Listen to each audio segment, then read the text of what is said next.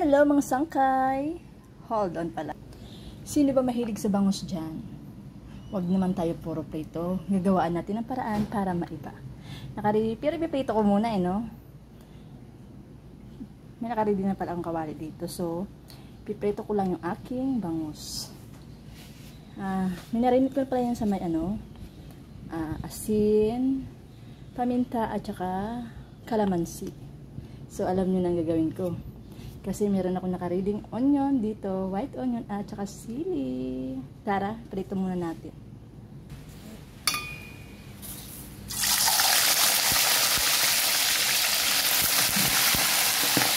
Takpan ko kasi tumatalsik. Tara, loose oil ang gamit ko. Okay lang yan. Pinirito ko lang naman yan sa manok. Balikan natin. Ito na nga mga sangkay ang pinirito kong bangus. So, luluto natin ulit. Ayan, may nakaready na akong kawali dito. Kumuha lang ako ng konting mantika doon sa pinagprituhan ko. The rest tinabi ko, pwede pa pagprituhan ng tuyo. Ngayon, may nakaready akong bawang. So, ilalagay ko na. Bisa na natin. Isa lang natin hanggang sa lumabas ang aroma. Ayan mga sangkay, naaamoy na nga ng kapitbahay ng aking minigisa. So ilalagay ko na ito. Ilalagay ko na itong bangos.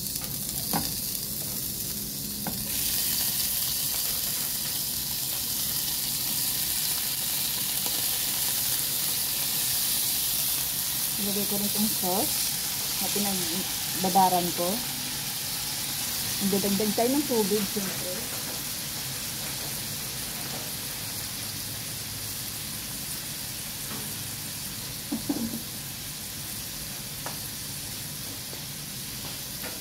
Dadagdag ng tubig. Lagay tayo ng soy sauce.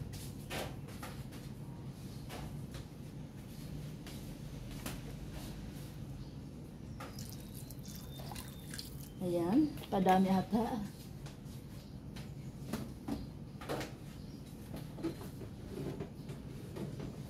Maglagay tayo ng pampa-enhance ng lasa. Pangontra na rin sa anghang. Lagay ko na rin yung aking sili. Magdagdag tayo ng paminta. Magdagdag tayo ng paminta.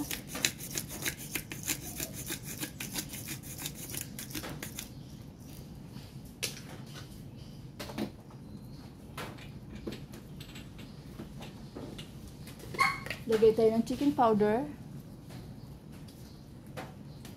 Pakuluin lang natin muna.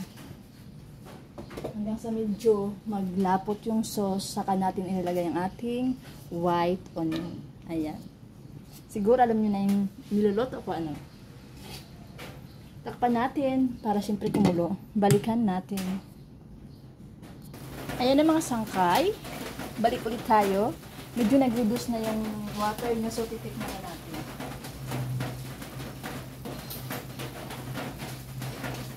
Water talaga yung sauce. Nag-reduce na yung sauce, so tikman natin. Pero gusto ko pa yan palaputin.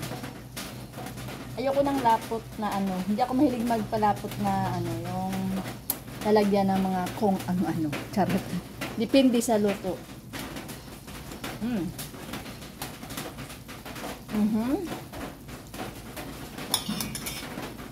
Lalagyan ko lang siya ng kunting. Yung lasa niya okay na. Tama lang yung asim. Hindi na ako magdadagdag ng kalamansi. Maglalagay lang ako ng kunting ito para yung niya, aroma pumasok. Kasi hindi ko pa makuha yung pork stick na lasa. Kulang ito eh. Yung iba, huli ko na ilalagay pag medyo malapot na ang ating sauce. Ayan. Takpan ulit natin, syempre. And then, balikan natin. Naamoy ko na. It smells so yummy. Try nyo rin. may mga napapanood ako, tatry ko rin yun. Ako, mapapakanin kayo sa sarap. mga sangkay. Lalo na pag may kunting anghang. Anghang, ay naku, I love spicy. Yan, nagpinto na. Nagpinto ng sangkay niya yan. Para malibang kayo syempre, di ba? Habang inaantay ko. Balikan natin.